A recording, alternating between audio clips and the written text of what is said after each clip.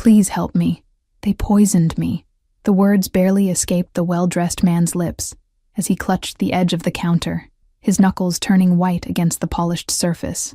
His emerald eyes, clouded with pain, locked onto Hazel's as she balanced plates of pancakes and eggs on her forearm at the 24-hour diner in downtown San Francisco. Hazel Carter froze, the cheap fluorescent lights reflecting off her metal name tag as the stranger's expensive suit and commanding presence suddenly crumpled before her. The late-night crowd of truckers and night shift workers barely glanced up, too engrossed in their meals and coffee to notice the drama unfolding at the counter. The man's breathing became labored, sweat beading across his forehead as he fumbled inside his jacket pocket and withdrew a sleek metal pen. "EpiPen," he wheezed, the object slipping from his trembling fingers and clattering across the linoleum floor, rolling under the counter and out of reach. Rain pounded against the large windows of Rick's diner, creating a rhythmic backdrop to the emergency unfolding before Hazel's eyes. She recognized the symptoms immediately: the rash spreading up his neck, the wheezing breath, the panic in his eyes, remembering how her younger brother looked during his severe allergic reactions. Without hesitation, Hazel dropped her order pad and sprinted toward the kitchen, ignoring her manager's shouts as she grabbed her backpack from beneath the employee coat rack. Her fingers fumbled through the side pocket, where she kept her brother's spare epinephrine injector for emergencies. Racing back to the counter, Hazel knelt beside the man who had now slid to the floor, his breathing becoming more strained with each passing second. "I've got you," she whispered, uncapping the injector and plunging it into his outer thigh through his expensive trousers without a moment's hesitation. The effect was almost immediate, his airways opening as the medicine coursed through his system, his desperate gasps for air becoming more controlled with each breath. His eyes, still wide with fear and confusion, searched Hazel's face as if trying to understand why this stranger in a stained uniform had saved him.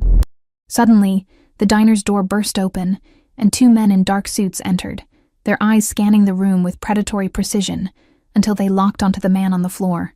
Hazel felt the air shift around them, danger radiating from the newcomers as clearly as heat from a furnace.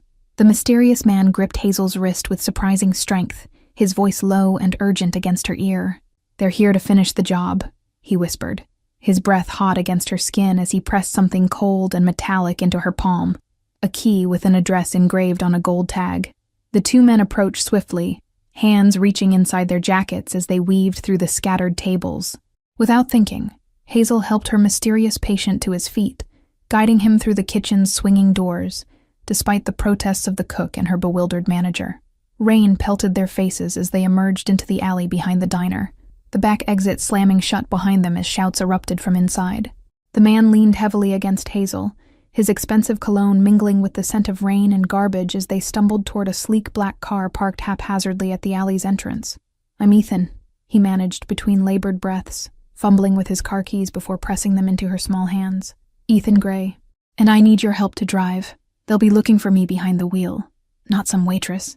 Hazel hesitated only for a moment, before sliding behind the steering wheel of the most expensive car she had ever touched, her work shoes squeaking against the leather as Ethan collapsed into the passenger seat. Her entire body trembled as she turned the key, the engine purring to life with a sound that screamed wealth and power. As the car pulled away from the curb, Hazel caught sight of the two men bursting through the diner's back door, their faces contorted with rage as they raised their weapons toward the retreating vehicle. "Who are you running from?" she demanded, knuckles white against the steering wheel as she took a sharp turn onto Market Street. Ethan's head rolled against the headrest, his complexion still ashen despite the epinephrine coursing through his system.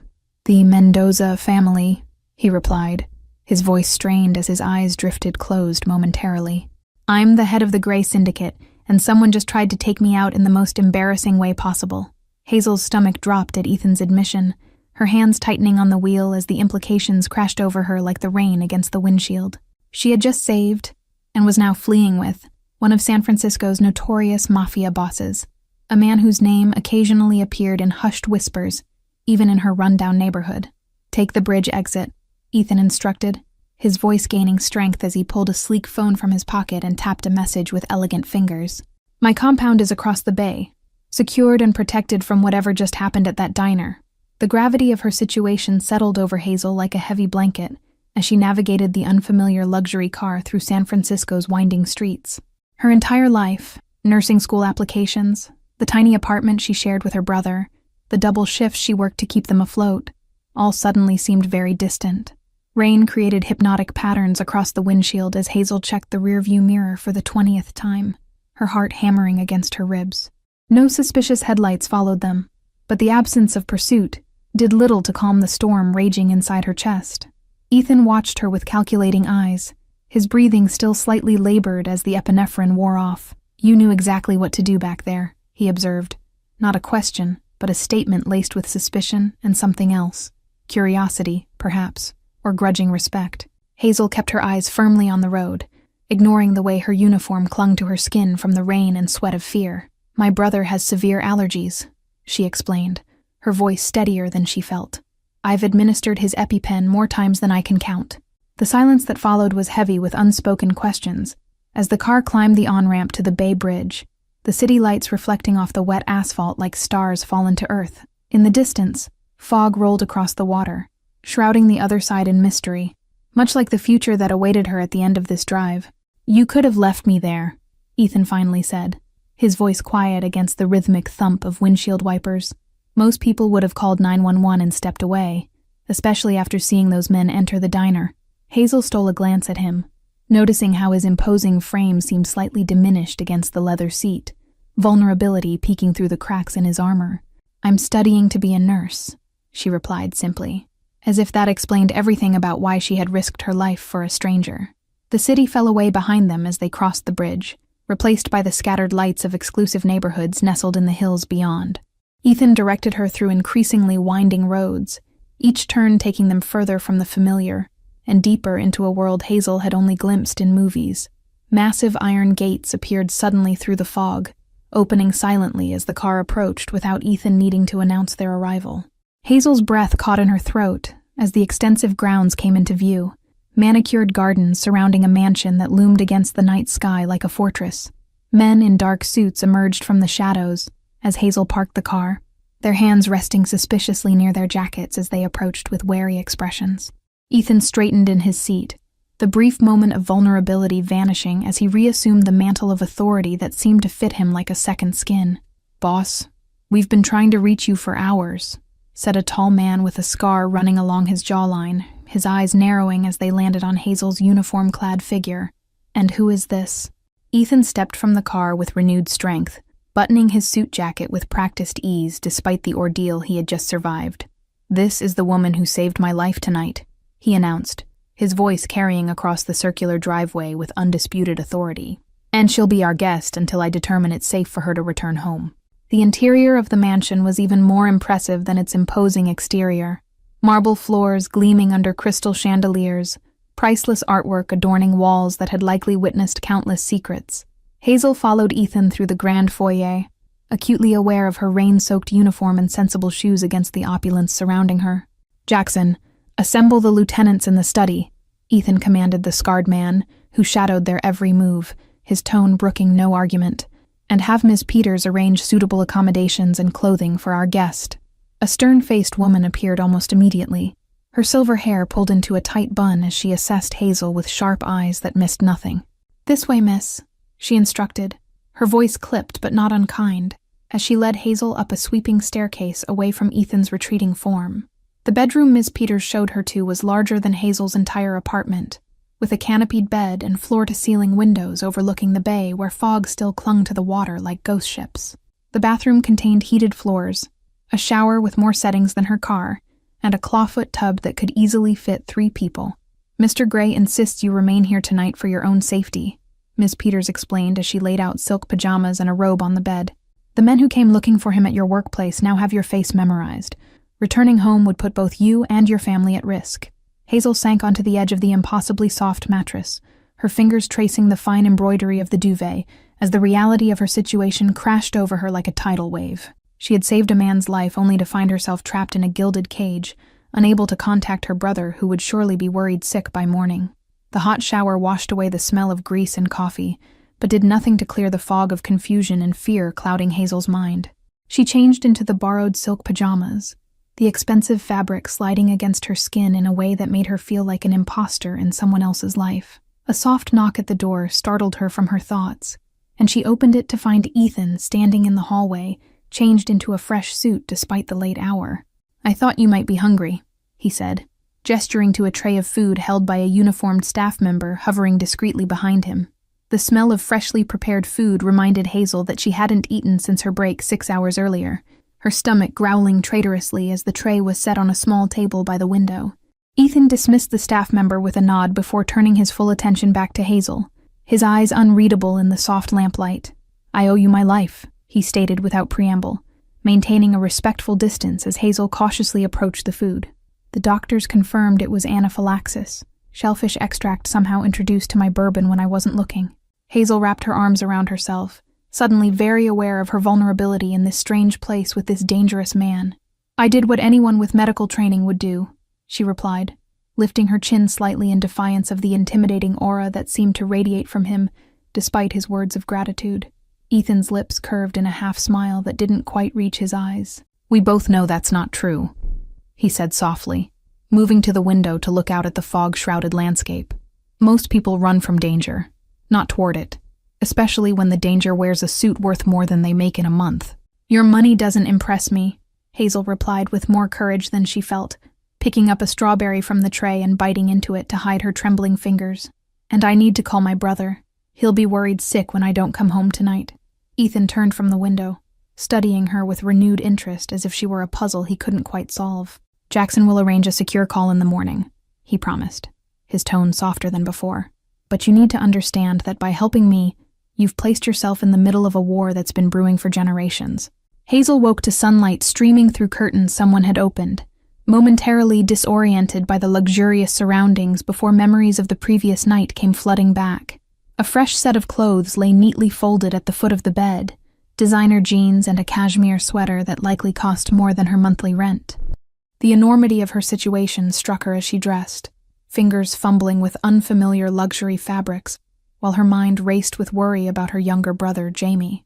At 19, she'd been his primary caregiver since their parents' fatal car accident 3 years ago, working double shifts to keep him in his asthma medications and specialized care. Downstairs, she followed the sounds of voices to a sun-drenched kitchen, where Ethan sat at a marble island, surrounded by 3 men in expensive suits reviewing documents that were hastily gathered when she entered.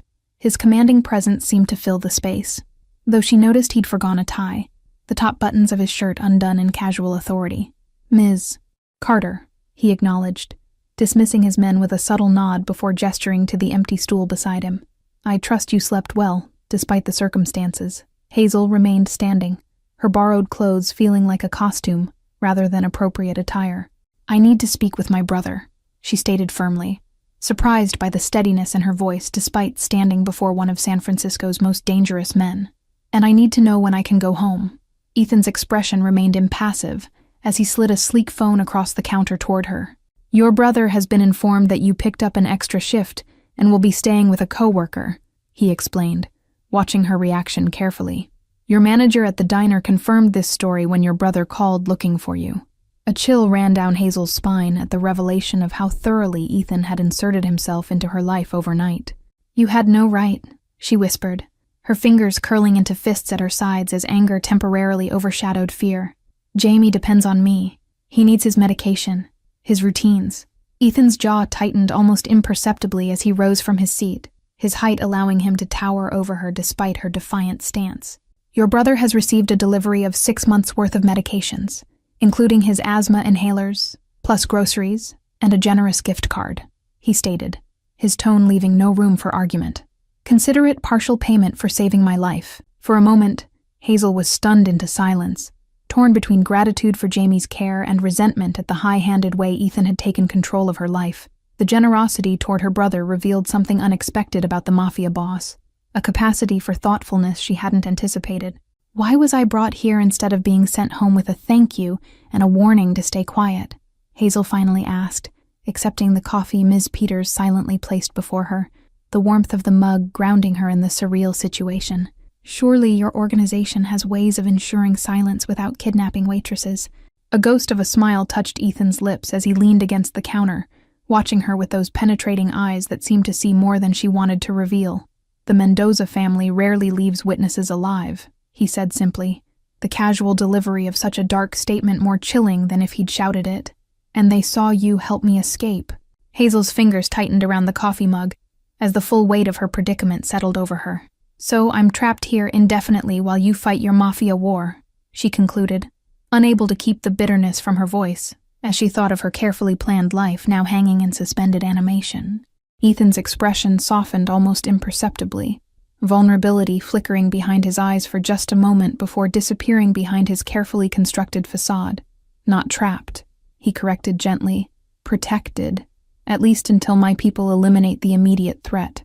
The kitchen door swung open before Hazel could respond, admitting the scarred man from the previous night, Jackson, whose serious expression immediately put Hazel on edge. Boss, we've confirmed the leak came from inside, he reported, pointedly ignoring Hazel's presence as he placed a tablet before Ethan. Someone with intimate knowledge of your schedule and allergies. Ethan's demeanor changed instantly, the brief moment of humanity replaced by cold calculation as he reviewed whatever information the tablet contained. The transformation was fascinating and terrifying to witness, like watching a panther shift from relaxed to predatory in the blink of an eye.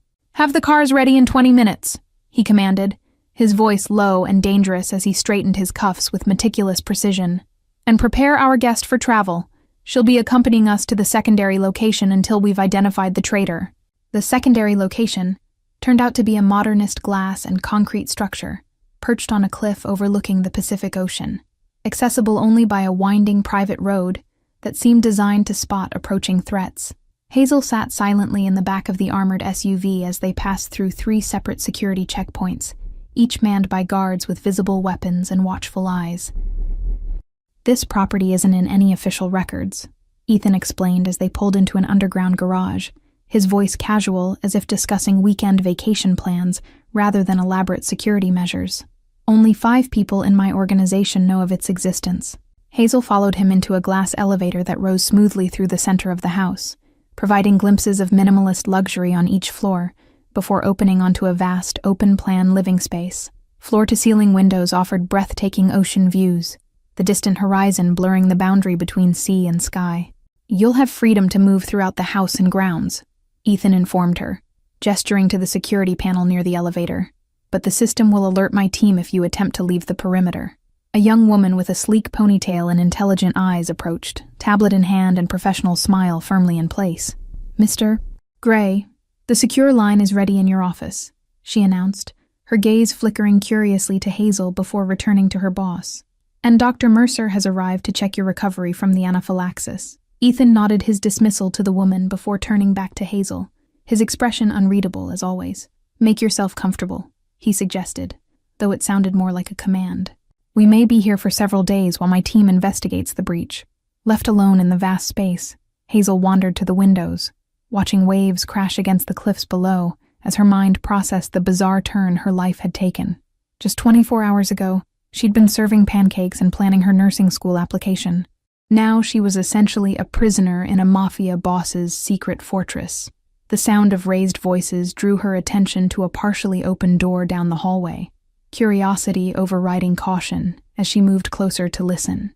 Ethan's voice, usually so controlled, had an edge of barely contained fury that sent a chill down her spine. 3 of my men dead in a raid on the mansion, and you're telling me we still don't know who sold me out? He demanded, followed by the sound of something heavy hitting a wall. The Mendozas knew exactly when to strike. They knew the security rotation, the blind spots in the cameras. A second voice, lower and more measured, responded with careful precision. The evidence points to someone in your inner circle, sir. Someone who attended the meeting at the restaurant yesterday and knew about your shellfish allergy. Hazel's blood ran cold as she processed this information, suddenly understanding why Ethan had been so insistent on keeping her close. She wasn't just a witness to an assassination attempt. She was potentially the only person he could trust in a sea of traitors. The conversation shifted to logistics, and names Hazel didn't recognize, her attention waning until a familiar name cut through her thoughts like a knife. The Waitress. Have we verified her story? Asked the second voice, suspicion evident even through the partial barrier of the door. Her heart hammered against her ribs as she waited for Ethan's response, suddenly very aware of her vulnerable position in this dangerous man's world. If he doubted her motives or suspected her involvement, she had no illusions about what might happen to her. Ms. Carter's background checks out, Ethan replied after a pause that felt like eternity, Her presence at the diner was coincidental. The Mendozas wouldn't use an untrained civilian for a hit, especially not one with a dependent brother and a spotless record. Hazel backed away from the door silently, relief washing over her even as new questions formed in her mind. Ethan had investigated her thoroughly enough to know about Jamie, about her clean record. Had he looked into her parents' accident, her student loans, her nursing school applications? The conversation beyond the door grew more heated, prompting Hazel to retreat further down the hallway until she found herself in what appeared to be a library. Floor-to-ceiling bookshelves housed an impressive collection, from leather-bound classics to modern thrillers, creating an unexpected haven of normalcy amidst the chaos. 3 days passed in a strange limbo of luxury and uncertainty, with Hazel given free rein of the property but no information about when she might return to her normal life. She spent most of her time in the library, losing herself in books while trying to ignore the armed men who patrolled the grounds and the tense meetings that frequently pulled Ethan away. On the 4th morning, Hazel woke to find a stack of medical textbooks beside her door, advanced nursing material she'd been saving to purchase for months. The thoughtful gesture revealed that Ethan had been paying attention to her ambitions, though he never mentioned the books when their paths crossed in the common areas of the house. The dynamic between them had shifted subtly as days passed, his initial suspicion giving way to something more complex. Respect, perhaps, or curiosity about the waitress who had saved his life, and now moved through his world with quiet defiance. Their conversations, though brief, had become less guarded on both sides. Hazel was curled in a window seat in the library, rain pattering against the glass as she highlighted passages in an anatomy textbook, when Ethan appeared in the doorway. Something in his expression, a tightness around his eyes, a certain set to his jaw, immediately put her on alert. "We've identified the traitor," he announced without preamble, moving into the room with the fluid grace of a predator despite his business attire. "My cousin, Paul, someone I've trusted since childhood, someone who stood beside me at my parents' funeral."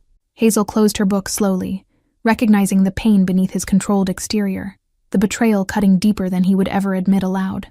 "I'm sorry," she offered simply, understanding that platitudes would mean nothing to a man like him. Ethan's laugh was cold and brittle as he ran a hand through his perfectly styled hair, momentarily disheveling it in a gesture that seemed startlingly human. He didn't just sell information to the Mendozas, he orchestrated the hit himself, convinced my father's business should have passed to him when my parents died. Rain intensified outside, mirroring the storm Hazel could see brewing behind Ethan's carefully controlled expression. "What will you do now?" she asked cautiously, already knowing the answer but needing to hear him say it, needing to understand exactly what kind of man she'd become entangled with. "What do you think happens to traitors in my world, Hazel?" he replied, using her first name for the first time since they'd met. "Paul signed his death warrant the moment he decided my life was worth less than his ambition." The brutal honesty should have frightened her, yet Hazel found herself nodding slowly, a part of her understanding the harsh justice of his world, even as another part recoiled from it. "And after that?" she pressed, rising from her seat to stand before him, suddenly needing to know what came next in this dangerous game. Ethan studied her face for a long moment, something unreadable flickering in his eyes. "After that, you go home," he said finally, his voice softer than she'd ever heard it. "Back to your brother, your diner, your nursing school applications, back to a life untouched by all of this." The prospect of returning to normalcy should have filled Hazel with relief, yet she found herself strangely conflicted as she met his gaze. "Will I ever be untouched by this?" she questioned quietly, gesturing to the luxurious prison that had somehow become familiar. "Once you've seen behind the curtain, can you ever truly forget what's there?" A sad smile curved Ethan's lips as he reached out, his fingers hesitating just shy of touching her cheek before dropping back to his side. "You should try," he advised, all pretense of the ruthless Mafia boss momentarily abandoned. "This world, my world, it consumes everything it touches eventually." The moment was shattered by Jackson's appearance in the doorway, his expression grave as he addressed his boss. "Sir, we've located Paul at the downtown penthouse," he reported, pointedly avoiding looking at Hazel. "The team is in position, awaiting your orders." Ethan's transformation was immediate and chilling, vulnerability vanishing beneath the mantle of power as he straightened his cuffs with practiced precision. "Prepare the car," he commanded, his voice once again cold and controlled. "I want to look him in the eyes when he explains himself." Jackson hesitated, his gaze flickering briefly to Hazel before returning to Ethan. "Sir, intelligence suggests the Mendoza family may be using Paul as bait," he cautioned, his scarred face tightening with concern. It could be a trap designed to draw you out of hiding. If it's a trap, then we'll be prepared, Ethan stated with deadly calm, turning back to Hazel with an intensity that made her breath catch. You're coming with us. I need someone Paul doesn't know. Someone who can get close without raising suspicion. Hazel's heart hammered against her ribs as she processed his words, understanding instantly what he was asking of her. You want me to be your decoy, she said. Not a question, but a realization that should have terrified her more than it did. Instead of denying it, Ethan nodded once, his expression grave as he studied her face for signs of fear. The Mendozas will be watching for my security team, for familiar faces, he explained, his voice matter-of-fact as if discussing business strategy rather than potentially sending her into danger. Why would I agree to this? Hazel questioned, crossing her arms protectively across her chest as she met his gaze with challenging directness. You just told me I could go home after this is over. Why risk my life for your vendetta? Something flickered across Ethan's expression. Respect, perhaps, for her unwillingness to be manipulated. Because Paul's betrayal didn't just target me, he replied softly, pulling his phone from his pocket and showing her a surveillance image that made her blood run cold. The photo showed her brother Jamie, captured on camera as he entered their apartment building, looking vulnerable and unaware of the watching eyes. The timestamp showed it was taken just hours ago, while she had been safely hidden away in Ethan's coastal fortress. The Mendozas have been watching your brother since the night you saved me, Ethan continued, his tone gentler now as he registered the horror on her face. They know about his medical conditions, his schedule. They're waiting to use him as leverage. Hazel's knees weakened as the full implications crashed over her, forcing her to grip the edge of a nearby bookshelf for support. You knew this and didn't tell me, she whispered, anger and fear battling for dominance as she imagined Jamie in danger. I've had a security team watching him around the clock, Ethan assured her, his hand hovering near her elbow, as if unsure whether to offer comfort. But the only way to ensure his safety is to end this now, to eliminate both Paul and the Mendoza threat in one move. The plan was dangerously simple. Hazel would enter the upscale restaurant where Paul was dining, posing as a potential investor interested in the Gray family business. Her ordinary appearance and lack of connection to Ethan's world would allow her to approach without suspicion. She would plant a tracking device on Paul that would allow Ethan's team to follow him to the Mendoza meeting later that night. Once they had the location of both threats, Ethan's men would move in and end the danger permanently. You're asking me to walk into a nest of vipers with nothing but my wits to protect me, Hazel observed as she studied the building blueprints spread across Ethan's desk. What happens if Paul recognizes me from the news coverage of the diner incident? Ethan's mouth tightened into a grim line as he adjusted his cufflinks, a nervous habit she'd begun to recognize during their days together. The media coverage was minimal, and your face wasn't clearly shown in any footage, he assured her, though the tension in his shoulders betrayed his concern. Hours later, Hazel barely recognized herself in the mirror of the downtown hotel room, where they'd established their base of operations. The designer dress hugged curves she usually hid beneath her waitress uniform, while expert makeup and styled hair transformed her completely. Remember, you don't need to engage him in lengthy conversation, Ethan reminded her, his eyes carefully avoiding lingering on the plunging neckline of her dress. A brief introduction, a mention of investment opportunities, and just enough contact to slip this into his pocket. The restaurant exuded old-world luxury, crystal chandeliers casting golden light over white tablecloths and silver place settings, soft classical music providing an elegant backdrop to murmured conversations. Hazel moved through the space with carefully practiced confidence. Paul Gray proved easy to identify, his resemblance to Ethan unmistakable in the dark hair and strong jawline, though his eyes lacked the depth and intelligence that made his cousins so compelling. He sat alone at a corner table, checking his watch nervously. Mr. Gray? Hazel approached with a practiced smile, extending her hand in professional greeting just as they'd rehearsed. Amanda Pierce, West Coast Ventures. I believe my assistant reached out about discussing potential investment opportunities.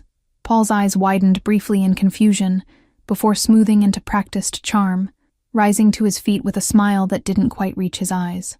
Of course, Ms. Pierce, he lied smoothly, gesturing to the empty chair across from him. The conversation flowed with surprising ease as Paul preened under her fabricated interest, his ego clearly enjoying the attention from an attractive woman. As he leaned forward to refill her wine glass, Hazel executed the move they'd practiced, a slight stumble that sent her clutch spilling across the table. How clumsy of me, she apologized, gathering her belongings while deftly slipping the tracking device into the inner pocket of his suit jacket as he helped collect the scattered items. I'm not usually so uncoordinated. 20 minutes of superficial business discussion later, Hazel made her excuses with promises of a formal meeting the following week. Relief washed over her as she exited the restaurant without incident, the waiting car pulling smoothly to the curb as planned. The door opened to reveal not the driver she expected, but Ethan himself, tension evident in every line of his body. "It's done," she confirmed as the car pulled away, adrenaline making her hands shake now that the performance was over. "He's heading toward the Marina District," Ethan observed, studying the tracking data on his tablet, his voice tight with controlled fury. "Straight to the Mendoza compound, just as we predicted." Back at the hotel suite serving as their command center, Hazel watched the organized chaos of Ethan's security team preparing for the night's operation. Men checked weapons while others studied building schematics, the air thick with tension and purpose. "You did well tonight," Ethan acknowledged, appearing at her side with a glass of water and 2 pills that she recognized as mild anxiety medication. "The hard part is over for you. My team handles everything from here." Hazel accepted the water, but declined the pills with a slight shake of her head, unwilling to dull her senses while Jamie's safety hung in the balance. "What happens now?" she asked, her voice steadier than she expected. Before Ethan could respond, Jackson burst through the door, his expression urgent as he approached his boss. "Sir, we've got movement. Paul just entered the Mendoza compound, but there's something else," he reported, extending a tablet displaying security footage. The screen showed Jamie, her brother, being escorted into the same building by 2 men in dark suits. "No," the word escaped her lips in a horrified whisper as she grabbed the tablet, confirming with her own eyes the nightmare unfolding on screen. "Change of plans. This is now a rescue operation," Ethan commanded, checking his own weapon with practiced efficiency, before turning back to Hazel with unexpected gentleness. "I'm going to bring him back to you." "No," Hazel stated firmly, stepping away from his touch with newfound resolve burning through her fear. "He's my brother. I'm coming with you." Ethan's expression darkened, the muscle in his jaw twitching as he struggled between pragmatism and understanding. "It's too dangerous, Hazel," he argued, though something in his eyes suggested he already knew she wouldn't be dissuaded. "Jamie has severe asthma that can be triggered by stress. He knows my voice, trusts me," she countered, gathering her courage as she held his gaze. "If he panics during extraction, I need to be there." The tactical plan shifted rapidly to accommodate her presence. Dark clothing to replace her elegant dress, a bulletproof vest that felt impossibly heavy against her ribs. She would remain in the vehicle until Jamie was located, then assist only in the final extraction. "Your only job is your brother," Ethan reminded her as they approached the compound, his hand briefly covering hers in the darkness of the SUV. "Leave Paul to me." The waiting was excruciating, minutes stretching into eternities as Hazel monitored the team's communications through a small earpiece, heart pounding painfully against the confines of her protective vest. The radio crackled with coded phrases until 3 simple words cut through. "Package located southeast." Jackson appeared at the vehicle window, signaling for her to follow him through the darkness toward a service entrance where 2 of Ethan's men stood guard. The corridors beyond felt surreal, expensive artwork adorning walls that concealed violence and betrayal. "Jamie," Hazel's whispered cry escaped her lips before she could stop it, as she entered the small office where Ethan stood protectively beside her brother, who sat pale and trembling in an ornate chair. The relief in his eyes when he saw her nearly broke her heart. "I'm okay," Jamie assured her, though his wheezing breath betrayed the stress-induced asthma attack building in his lungs. "These men just showed up at the apartment, said you were in trouble and needed my help." Ethan's expression hardened as he pressed Jamie's inhaler into the young man's hand, his eyes never leaving the doorway as his team secured their escape route. "We need to move now," he stated, the command in his voice brooking no argument. The journey back through the corridor seemed infinitely longer with Jamie between them, his breathing still labored despite the medication as they moved as quickly as his condition would allow. Hazel focused entirely on her brother's wheezing, and Ethan's steady presence guiding them. The first gunshot shattered the tense silence, followed by the controlled chaos of Ethan's security team returning fire from positions along their escape route. Ethan immediately pushed both Hazel and Jamie behind a marble pillar, shielding them with his body. "Keep moving toward the exit," he instructed, his voice calm despite the violence erupting around them. "Jackson will get you to the car. I need to finish this with Paul." Fear gripped Hazel's heart as she recognized the dangerous determination in his eyes.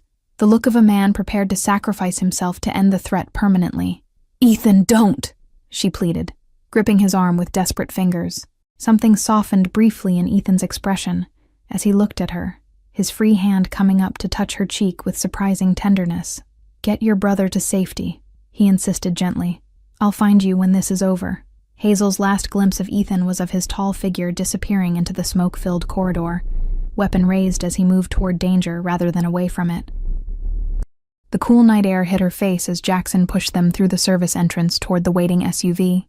The drive back to Ethan's compound passed in a blur of worry and explanations, Jamie's condition stabilizing as the specialized medical team Ethan had arranged attended to him.